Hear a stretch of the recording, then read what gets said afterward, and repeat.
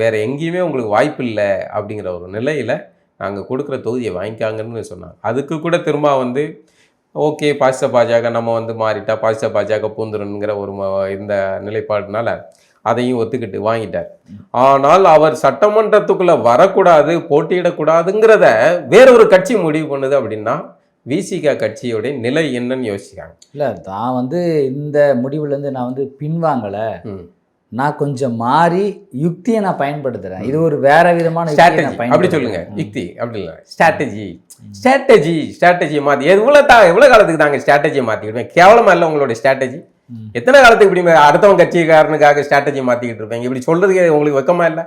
உங்கள் கட்சிக்காரனே சிரிக்கான், அவன் அந்த உள்ளுக்குள்ளே வந்து புகஞ்சிக்கிட்டு அந்த வலியை வேதனை கட்டாமல் சரி என்ன தலைவர் சொல்லியிருக்காரு அப்படின்னு கடந்து போகிறாங்க. உள்ள நீங்கள் வந்து உண்மையான சிறுத்தைகள் குட்டிகள்கிட்ட கேளுங்க, அவங்க ஒவ்வொருத்தனும் வந்து வேதனையில் இருக்கான்.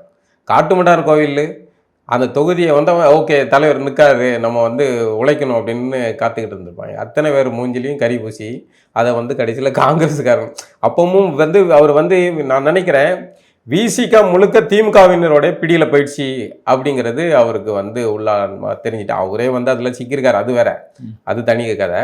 ஆனால் கட்சி பிரதிநிதிகளே நமக்கு வேலை பார்ப்பதுக்கு பதிலாக நேரடியாக திமுக வேலை பார்க்குறாங்கிற சந்தேகம் வந்து அவருக்கு உறுதியாக மாறிடுச்சு. நான் தான் நேரடியாக வேலை பார்ப்பேன், என்ன மிஞ்சி நீங்கள் ஏன்டா வேலை பார்க்குறீங்கிற வருத்தம் வந்துட்டு.